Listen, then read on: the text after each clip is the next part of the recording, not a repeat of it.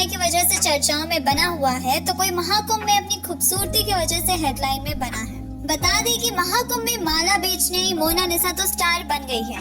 जी हाँ, social media sensation बनी Mona Lisa को फिल्मों के ऑफर के साथ साथ कई प्रमोशन के ऑफर भी मिल रहे हैं। 144 साल बाद लगने वाले इस महाकुंभ में मोनालिसा का जलवा ऐसा है कि उनके वीडियो इंटरनेट पे जमकर वायरल हो रहे हैं और अब उनके वीडियो इंटरनेट पर छाए हुए हैं। हाल ही में उनका एक नया वीडियो वायरल हो रहा है जिसमें वह एक गाने पर डांस करती हुई नजर आ रही है। डांस के साथ ही मोनालिसा के एक्सप्रेशन फैंस का दिल जीतते नजर आ रहे हैं।